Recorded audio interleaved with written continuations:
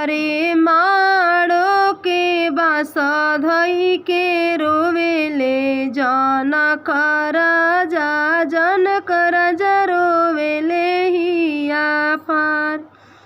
अरे माड़ो के बास धई के रोवेले जनक राजा, जनक राजा रोवेले हिया फार।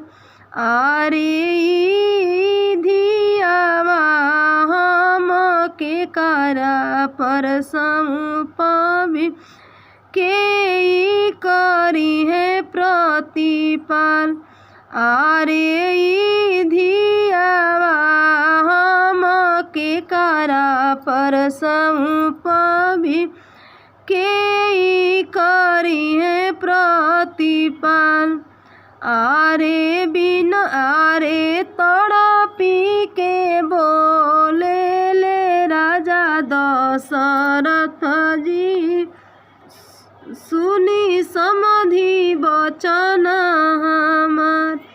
अरे तड़पी के बोले ले राजा दशरथ जी, सुनी समधि वचन हमार। अरे सीता सुंदर समधि हमारा पर सौंपी, हम ही करबी प्रतिपाल। अरे धियावा समधि हमारा पर सौंपी, हम ही करबी प्रतिपाल।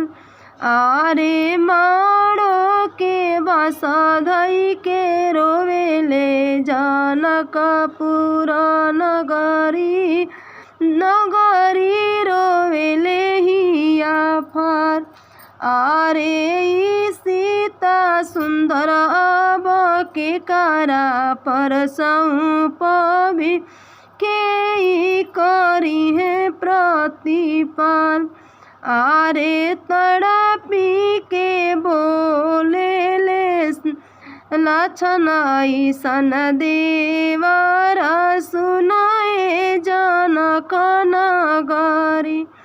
अरे तड़पी के बोले ले जनकपुर के नगरी से, सुना नगरी वचन हमार। अरे सीता सुंदरी अयोध्या के रानी, हम ही करबी प्रतिपाल। अरे सीता सुंदर समधि हमारा पर सौंपी, हम ही करबी प्रतिपाल। अरे माड़ो के बास धई के रोवेले जनक राजा, जनक राजा रोवेले हिया फार। अरे माड़ो के बास धई के रोवेले जनक राजा, जनक राजा रोवेले हिया फार।